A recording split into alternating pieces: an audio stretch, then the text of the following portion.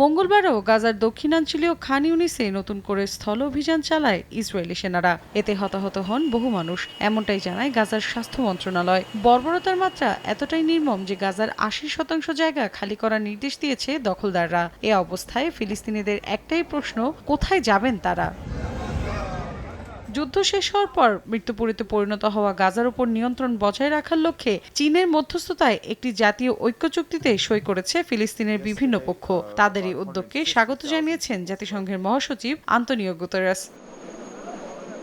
একই দিন বিনিয়ামিন নেতানিয়াহু যুক্তরাষ্ট্র সফরে থাকায় ইসরায়েলি জিম্মিদের মুক্তির বিষয়ে একটি চুক্তির দাবি জানান তাদের স্বজনরা। এ অবস্থায় তেল আবিবের রাস্তায় র্যালি বের করেন তারা। এ বিষয়ে ইসরায়েলি প্রতিরক্ষামন্ত্রী ইয়োভ গ্ল্যান্ট বলেন, হামাসের পরাজয়ের মাধ্যমে জিম্মি মুক্তির বিষয়ে বেশ কাছাকাছি তারা, যদিও এ বিষয়ে এখনও নির্দিষ্ট করে কিছুই জানায়নি তেল আবিব।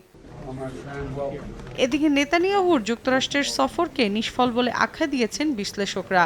এ বিষয়ে Washington think tank Center for Strategic and International স্টাডিজের এক শীর্ষ কর্মকর্তা বার্তা সংস্থা এপিকে বলেন, নেতানিয়াহুর সবচেয়ে বড় সমস্যা হলো তিনি খবরের ৪ নম্বর গল্প। এই মুহূর্তে ইসরায়েল ছাড়াও যুক্তরাষ্ট্রের কাছে চিন্তা করার মতো অনেক বিষয় রয়েছে। এখানেই শেষ নয়, নেতানিয়াহুর মার্কিন মুল্লুকে সফরের কারণে বিক্ষোভ হয় যুক্তরাষ্ট্রের ক্যাপিটল হিলে। এ সময় তেল আবিবকে অস্ত্র সরবরাহের বন্ধের দাবি জানান আন্দোলনকারীরা। বৃহস্পতিবার ফ্লোরিডার পাম বিচে ইসরায়েলি প্রধানমন্ত্রী বিনিয়ামিন নেতানিয়াহুর সঙ্গে দেখা করবেন যুক্তরাষ্ট্রের আসন্ন প্রেসিডেন্ট নির্বাচনে রিপাবলিকান দলের প্রার্থী ডোনাল্ড ট্রাম্প। এ বিষয়ে তার সামাজিক যোগাযোগ মাধ্যম ট্রুথ সোশ্যালে একটি পোস্ট করেন তিনি। মৌসুমী সাথী, সময় সংবাদ।